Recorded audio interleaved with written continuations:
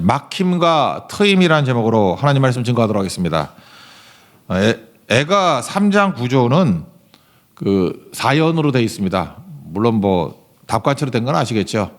AAA 3절, BBB 3절, 그래서 66절이거든요. 현재 상태를 말하고 두 번째 연에서는 기도하고 세 번째 연에서는 현재 상태를 말하고 또 기도하고 그렇게 네 구조로 되어 있습니다. 근데 현재 상태가 오늘 1절부터 18절가 1년인데 1년에서의 내용은 뭐냐면 죄 때문이다. 죄 때문에 이 꼴이 됐다. 이게 1년이고 그래서 그걸 놓고 기도하는 게 이제 2년입니다. 그래서 3년에 가서는 우리가 이렇게 고난당한 이유는 뭐냐? 원수 때문이다. 그래서 4년에서는 뭘 얘기를 하겠어요? 원수를 멸해 주십시오 하는 그런 기도가 나온다는 것입니다. 그래서 구조는 대칭 구조입니다. 그래서 죄 때문에 고난당합니다. 기도하고 그 다음에 원수 때문에 고난당합니다. 기도하고 그게 3장의 내용이라는 것입니다. 이걸 통해서 알 수 있는 게 뭐냐면은 우리가 당하는 고난은 반반인 것 같아요. 반은 죄 때문에, 반은 원수 때문에, 마귀 때문에. 그러니까 죄는 회개해야 될 것이고 돌이키는 거죠. 원수는 물리쳐야 된다.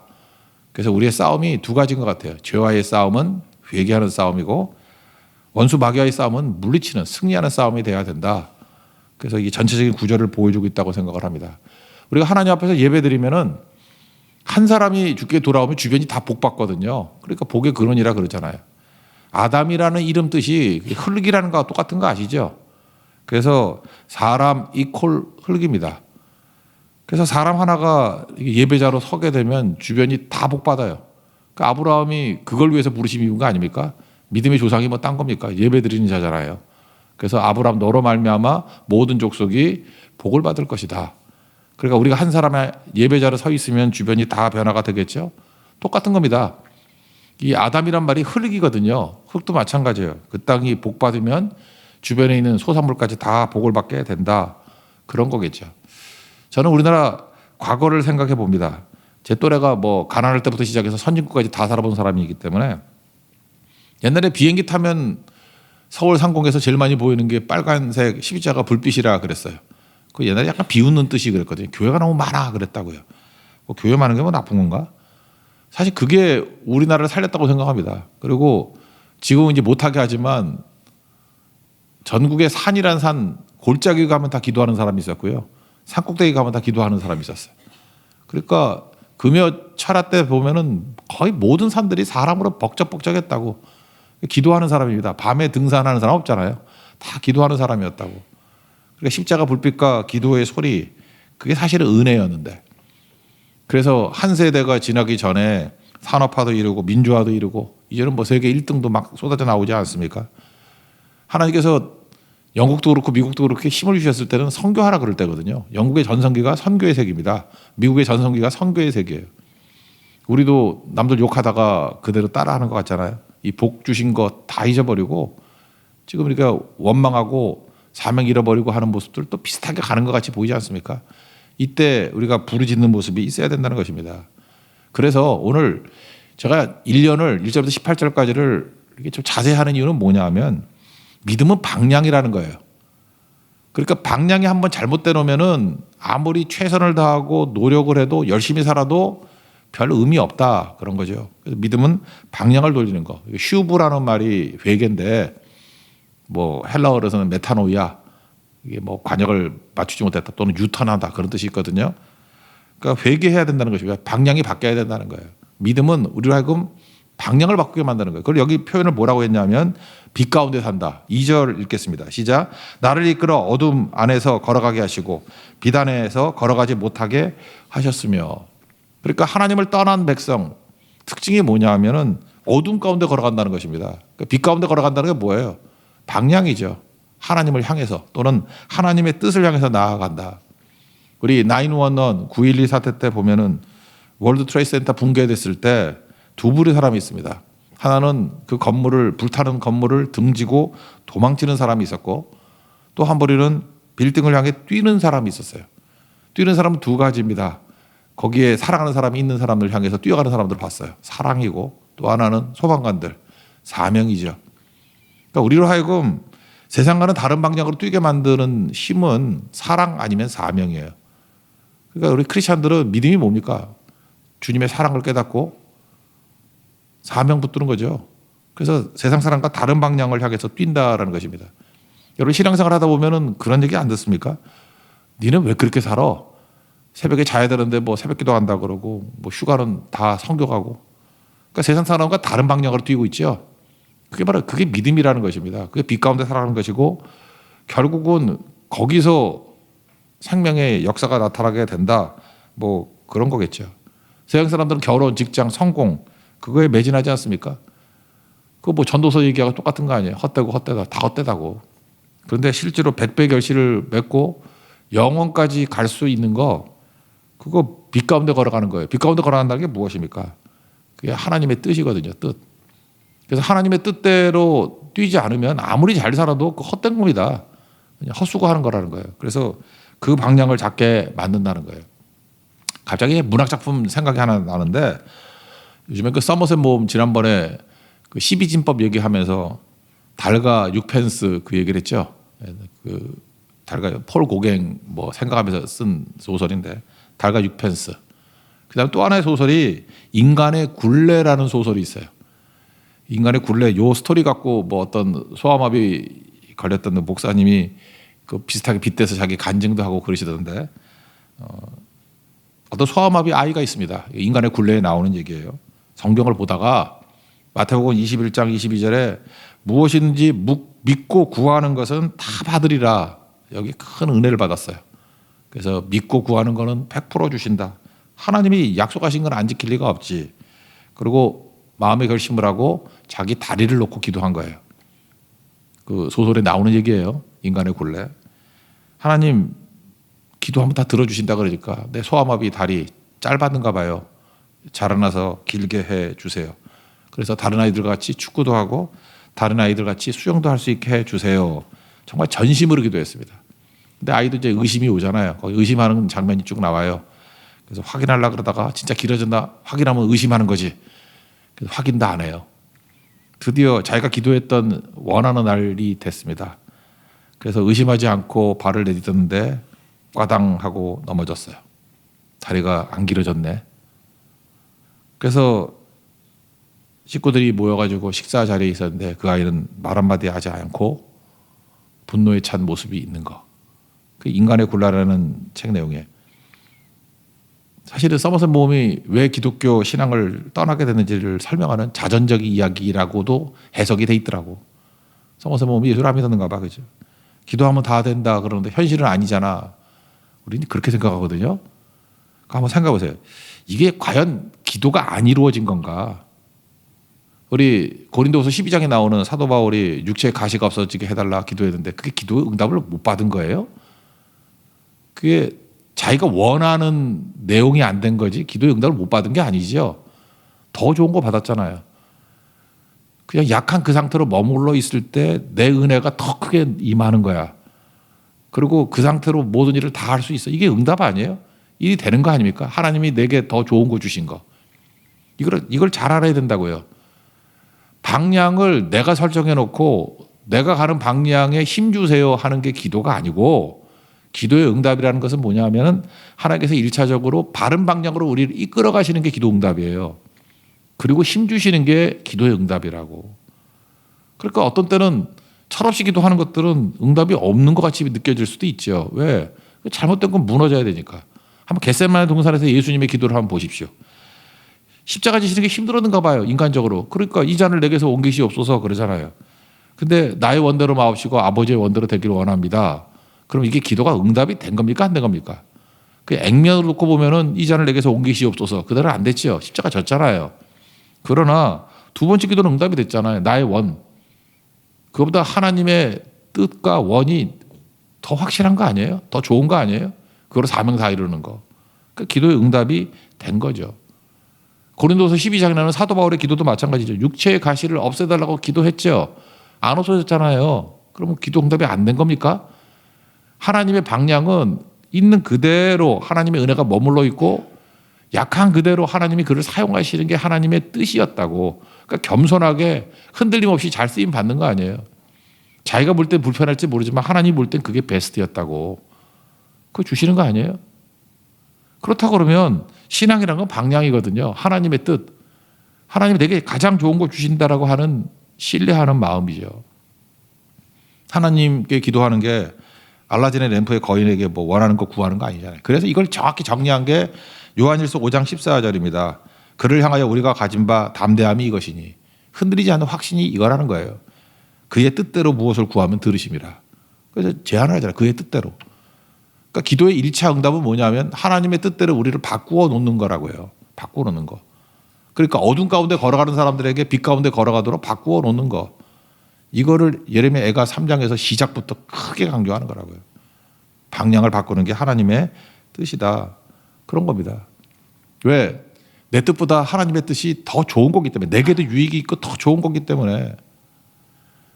잠깐만 이 얘기를 좀 사족을 붙여서 그런데 한 번 더 그러세요. 국민이란 말하고 백성이란 말하고 똑같습니까? 국민하고 백성. 잘 보면 국민은 주권이 국민에게 있는 거예요. 근데 백성이라고 할 때는 주권이 백성에게 있잖아요. 왕과 백성이거든요. 주권이 왕에게 있어요. 근데 우리 크리스찬들 갖다가 하나님의 국민 그래요? 하나님의 백성 그러죠. 왜 그렇습니까? 우리의 절대적인 왕 되신 분은 우리를 살 수 있는 길로 이끌어 간다고. 우린 죄인이기 때문에 길을 몰라요. 그러니까 이게 부모님하고 좀 비슷한 거죠. 한 3살, 4살 되는 애들의 뜻과 부모님의 뜻이 1대1로 맞을 수 있어요? 모르잖아요. 그러니까 부모님이 사랑하고 은혜를 주고 이끌어가는 거 아니에요. 그렇다면 그 3살짜리 애가 살 길은 뭐죠? 부모님 뜻을 알고 뜻에 순종하는 거. 그래서 우리는 국민이라 그러지 않습니다. 백성이라. 하나님과 하나님의 백성이라 그러죠. 그래서 우리는 이게 교만함이 있다고, 사사기적인 교만함이 있어가지고 나도 한 자리 해보고 싶어요. 그래서 하나님과 나랑 1대1로 합시다. 이게 딜을 하려고 그래. 그 신앙 아니거든요. 우리는 nothing이거든요. 내 뜻은 욕심과 두려움밖에 없어요. 망하는 길이에요. 나를 건져주시고 인도해 주옵소서. 다 수동태잖아요. 그래서 백성이라고요. 근데 지금 이스라엘 왜 이꼴됐죠? 시드기야 왕부터 시작해서 그 마지막 망할 때 보면 여호야김 뭐 11년 다 자기 뜻대로 하다가 이꼴된 거잖아요. 그래서 어둠의 길을 걷게 됐다. 빛의 길을 걷는다는 건 뭐냐면 하나님의 뜻을 붙드는 거다. 그래서 오늘 굉장히 장황하게 쭉 설명하는 게 뭐냐 하면은 믿음은 방향이라는 거예요. 회개는 방향이라는 거. 우리의 방향은 딱 하나입니다. 하나님의 뜻입니다. 내 삶에 하나님의 뜻이 주인이 되게 해 주시고 하나님의 뜻을 향해서 우리의 방향이 기울어지게 하옵소서. 그래서 여러분들 넘어지고 깨져도 괜찮습니다. 우리 예수 믿는 사람 넘어지면 좀 어때요? 넘어지고 깨지더라도 빛을 향해서 깨져야 돼요. 우리는 그래서 영적인 굴광성이에요. 빛을 향해서 넘어져야 된다고. 그 말이 잠언 24장 16절에 나오죠. 대저 의인은, 성경에 말하는 의인, 악인은 믿음을 말하는 거예요. 믿는 자를 의인이라 그러고 악인은 죄가 아니고 안 믿는 자를 악인이라 그런다고. 의인은 7번 넘어질지라도 다시 일어나려니와. 왜요? 빛을 향해 쓰러지기 때문에. 그러나 악인은, 믿지 않는 사람들은 재앙으로 말미암아 엎드러지느니라. 그냥 끝난다는 거예요. 방향이 틀렸기 때문에. 여러분 방향이 항상 하나님을 향하는 우리 은혜의 종 되기를 바랍니다. 그래서 두 번째, 이 방향을 제대로 하기 위해서 그 다음에 필요한 게 물리로 보면 방향이 오르면 힘이 필요하잖아요. 힘. 그 힘을 주기 위해서 하나님께서 우리에게 모든 걸 막는 때가 있다는 거예요. 막힘이 오히려 힘을 만드는 게 있습니다. 그래서 막히고 난 다음에 갑자기 탁 트여버리면 그 파워로 올바른 방향에서 확 쓸려가게 되겠죠. 지금 예레미야는 그걸 깨달은 거예요. 하나님께서 우리를 어둠 가운데 걸어갈 때 방향을 바꾸시기를 원하고 그 다음에 막힘을 통해서 하나님이 확 트여지는 힘을 주신다. 그게 쭉 설명이 나와 있다라는 것입니다. 3절 보세요. 3절 읽겠습니다. 시작. 종일토록 손을 들어 자주자주 나를 치시는도다. 그래서 치시는 이 막는 거죠. 막는 것들을 쭉 얘기를 하는데 세 가지로 설명하고 있어요. 첫째는 몸이 아파요. 몸이 아프고, 두 번째는 진로를 막고, 세 번째는 심지어 기도까지 막히는 거예요. 그러면서 막힘을 통해서 힘을 비축하고 난 다음에 트임을 통해서 확 밀게 나가고 만드신다. 그런 의미라고요. 4절 읽겠습니다. 시작. 나의 살과 가죽을 쇠하게 하시며 나의 뼈들을 꺾으셨고. 이 주석을 보니까 살과 가죽을 쇠하게 하셨다. 이 쇠하게 한다는 뜻이 그 염증이라고 나오네. 그러니까 살에도 염증이 생기고 가죽에도 염증이 생기고 뭐 의학을 좀 하신 분들은 뭔지 알겠죠? 염증이 생겼대, 염증이. 뼈가 꺾였다. 이건 꺾였다는 통증이라고 그러더라고요. 염증과 통증. 그러니까 몸이 아픈 거예요. 5절을 보겠습니다. 시작. 고통과 수고를 쌓아 나를 애우셨으며. 이것도 좀 어려운 건데 시기 때문에 어려운 문자를 썼더라고. 고통이라는 말이 뭐냐 하면 로쉬에 로쉬, 머리. 이렇게 머리와 수고를 쌓아 나를 애우셨다. 그게 아니고 머리에 고통이 둘러쌌다. 그런 뜻으로 이게 직역이 되더라고. 그래서 어떤 주석가는 그렇게 썼더라고요. 두통이라고. 몸이 아파가지고 고통이 그 로시거든요. 머리를 애워쌌다. 아픔으로 먹고 수고로 애워쌌다. 그래서 두통이 너무 심한 것을 묘사하는 거다. 이렇게 했는데 그것도 뭐 맞는 해석이라고 생각합니다. 그래서 입에서 나오는 게 뭐예요? 죽겠다. 죽을 자가 됐다. 이 몸의 고통이죠. 6절 보시면 나를 어둠 속에 살게 하시기를 죽은 지 오랜 자 같게 하셨도다. 여러분 질병을 통해서 하나님께서 우리를 막으실 때가 있습니다. 근데 그때가 힘이 생기는 거죠. 하나님께 나아갈 수 있는 힘. 누가복음 8장에 나오는 야이로도 그렇죠. 회당장입니다. 그러니까 유대교의 수장 정도 되는 거 아니에요? 어떤 지역에. 그 쉽게 예수님께 나가기 어렵잖아요. 근데 딸이 죽을 병에 걸렸어요. 그랬더니 딸에 대한 사랑과 딸을 살리겠다는 사명이 예수님께 나가게 만드는 힘을 주고 예수님께 엎드릴 수 있는 마음을 주잖아요. 그래서 결국은 그가 초대교회 인물이 된 거 아닙니까? 구원받은 거 아니에요? 그러니까 하나님 앞에서 질병을 통해서 유익을 얻었던 케이스, 야이로. 또 하나 뭐 누가 뭐래도 바울이겠죠. 질병을 통해서 계속 질병을 안고 사는 사람들이 있죠. 그걸 통해서 하나님의 은혜가 머무르고 약한데 하나님께서 강하게 만드신 힘이 있다. 그걸 깨닫게 되는 거죠.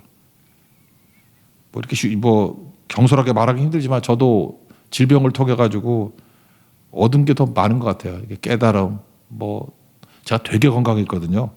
건강해서 뭐 진짜요. 뭐 돌을 씹어 먹어도 될 것 같기도 하고 나 짜장면 10초에 먹었다니까 그냥 후루루 마시면 소화 다 되고 아직도 뭐 위장은 별로 나쁘지 않은 것 같아요. 그래서 내가 아픈 사람 이해를 못했어. 저건 믿음이 없는 거다. 저건 게으름이다. 저 아프고 난 다음에 다 이해하게 됐어. 다 이해하게 됐어. 그러니까 인간이 돼가는 거죠, 인간이. 왜냐하면 경험 못한 거니까 이게 이해가 안 되는 거예요. 그러니까 예수님도 고통을 당하심을 통해서 고통을 체휼하셨잖아요. 몸소 체험하셨다고. 체휼하셨다고. 우리 인생도 그래서 넓어지는 거죠. 저는 그게 유익이었다고 생각해요. 그 막힘을 통해서 사실은 더 많이 이해하게 되는 거죠. 더 낮아지게 되고. 그런 유익이 있더라는 것입니다.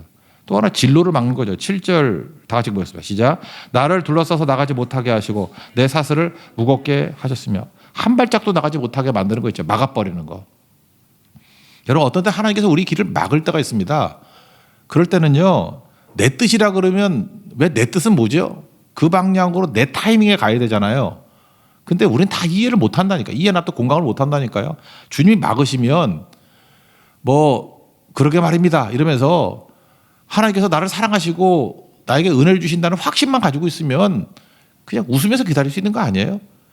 막는 거 다 뜻이 있겠지. 다 이유가 있겠지. 그죠? 사도행전 16장에 나오는 바울의 기도를 봐요. 바울이 뭐 전도하겠다고 간 거 아니에요. 근데 뭐 아시아로 가려고 해도 맞고 뭐 흑해 쪽으로 가려고 해도 맞고 뭐 그러잖아요. 그쪽이 사람 제일 많고 자기 생각에 거기를 가면 제일 복음이 잘 전파될 거라고 생각하니까. 여기가 융성한 지역이었으니까. 옛날에 유럽은 못 사는 지역이잖아요. 그쪽은. 근데 드로아에서 환상을 볼 때까지 머물렀죠. 마게도냐로 오라며. 그래서 그때 움직이잖아요. 우린 그러죠. 자, 하나님도 짓궂다. 그거 뭐 그냥 한마디로 말씀하면 되는데 왜 계속 기도하게 만들고 뭐 성령이 맞고 예수 형이 맞고 그러느냐. 근데 나중에 보니까 그걸 깨닫게 되는 거죠. 빌립보에 갔더니 누굴 만났어요? 루디아를 만났다고. 근데 루디아를 이렇게 설명하잖아요. 16장 14절에 두아디라 시에 있는 자색 옷감 장사 루디아. 나중에 빌립보 교회에 또 루디아의 후원을 되게 많이 받았어요. 바울이 후원을 엄청 받았다고. 그런데 두아디라 시에서 옷감 원단 장사하던 분이에요. 이분이 자기 집은 빌립보인데 1년에 3개월 정도 와 있다가 9개월 정도는 두아디라 가 있는 그런 패턴이래. 당시 기록들을 보면. 그러니까 이렇게 돌아다니면서 이렇게 사업하시는 여자분이에요. 근데 여기서 루디아를 빌립보에서 만날 수 있었다는 것을 거의 강조하잖아요. 두아디라 시에 있는 자세 곶감 장수 루디아 이렇게 설명을 했다고 성경은. 근데 두아디라에 있어야 될 루디아가 왜 지금 여기 와 있죠? 하나님이 들어와 있어 막으셨으니까. 하나님이 지금 뭘 한 거예요? 바울과 루디아가 강가에서 만나도록 타이밍을 맞춘 거라고. 그죠? 바울이 일찍 가서 뭐 할 거야? 거기 뭐 쓸데없는 그 허접한 애들만 만나고 뭐 고생 죽도록 하는 거지. 근데 루디아 만나가지고 루디아 그 집에서 뭐 빌립보 교회가 세워졌겠지. 그죠? 그리고 뭐 여러 가지 도움도 있고. 그러니까 자기는 늦었다고 생각하는 게 늦은 게 아니고 막은 게 오히려 길이 트인 거라고요. 그게. 그 바울만 그렇게 인도하실까요? 우리는 안 그래요? 우리는 안 그러냐고. 저는 어떤 형제 내가 지금 딱 기억나는 게 있는데 그 형제 지금 굉장히 결혼 잘했어. 아내가 너무너무 좋은 아내예요. 근데 내가 그 형제 스토리를 알잖아요. 나는 뭐 젊었을 때부터 하니까. 저한테 매달리면서 뭐 기도하고 그랬던 적이 있어. 어떤 자매하고 잘 되게 해달라고. 막 기도하고. 이래 그 부부싸움 나는 거 아닌가 그랬다. 하여튼 간에 막 그랬어요.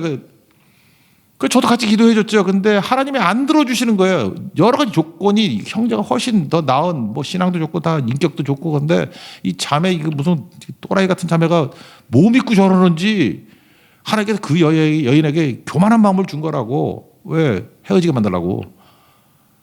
그래서 그 다음에 한 명 또 있었어. 또 있다가 이렇게 두 명이 되고 난 다음에 정말 기가 막힌 아내를 지금 만나가지고 내가 볼 때 복이 터진 놈이야. 완전히.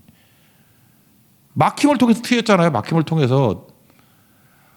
이거 실명적으로 얘기하면 얼마나 여러분이 은혜를 많이 받을지 모르겠는데 가정의 파탄이랄까 내가 말을 못 하겠어요. 그죠? 막힘을 통해서 트임이 있다니까요. 이게 막힘을 통해서. 그러니까 진로를 막히는 게 힘이 있다니까. 그 방향을 향해서 휘노가 치는 힘이 있다고요. 그게 중요한 거겠죠. 세 번째는 기도도 막혀요. 기도도. 8절 읽겠습니다. 시작. 내가 부르짖어 도움을 구하나 내 기도를 물리치시며. 기도가 막힌다는 거 답답한 거죠. 저는 이런 걸 경험을 많이 해요. 이상하죠. 이렇게 제 자신을 위해서 기도할 때에도 모르겠어요. 제가 너무 그냥 좀 예민한지 모르겠지만 어떤 거 기도가 안 나올 때가 있어요. 안 나오면 안 해요. 전. 근데 이렇게 기도하다 보면 기도가 터져 나오는 데가 있잖아요. 그거 기도하면 저는 기도하다가 기도가 막 터져 나오는 게 하나님의 인도하심이라고 믿고 거의 따라가요. 우리 얼마 전에 당회에서 이제 뭐 교회도 뭐 이렇게 건물도 뭐 생각해서 어디 좋은 데가 나왔더라고. 뭐 그래서 쭉 하는데 그거 놓고 기도를 했죠. 뭐 당회하니까 기도를 해야지. 기도를 계속 하는데 편하지가 않아. 뭐 하자는 말도 안 나오고. 그래서 제가 너무 죄송하게 그 준비하신 장로님한테도 죄송하지만 좀 더 기다려 보자고.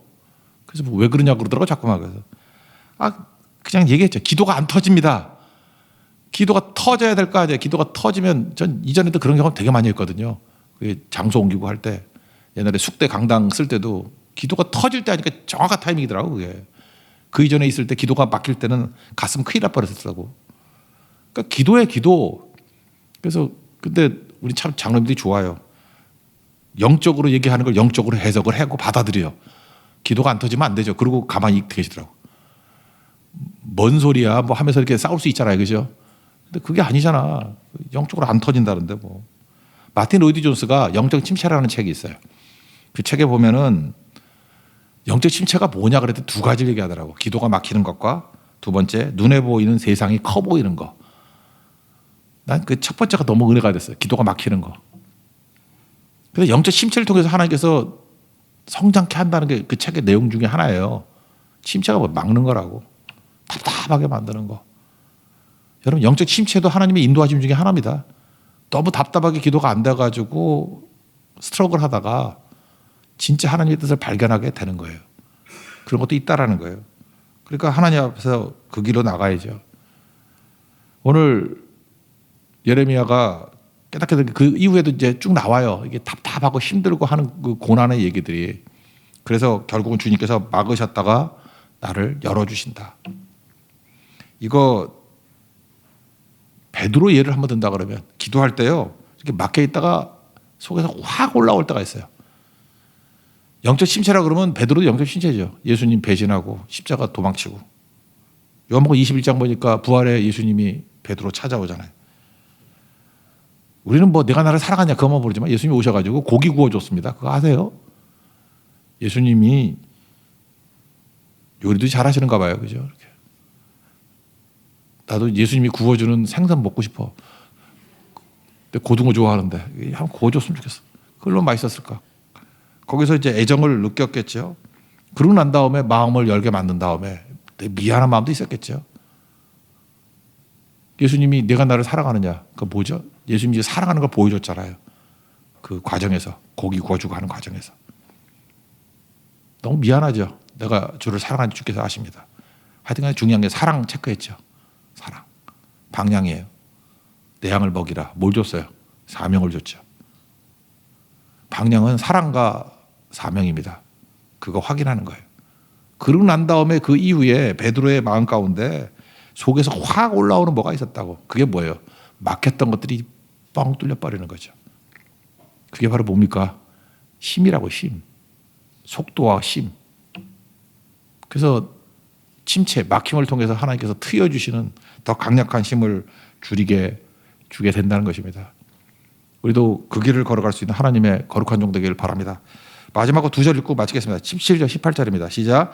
주께서 내 심령이 평강에서 멀리 떠나게 하시니 내가 복을 내어 버렸으며 스스로 이르기를 나의 힘과 여호와께 대한 내 소망이 끊어졌다 하였도다. 이 막힘 이후에 이제 19절부터 뻥 뚫리는 트임이 있다는 것입니다. 이 말씀의 능력으로 승리하는 하나님 종 되기를 축원합니다.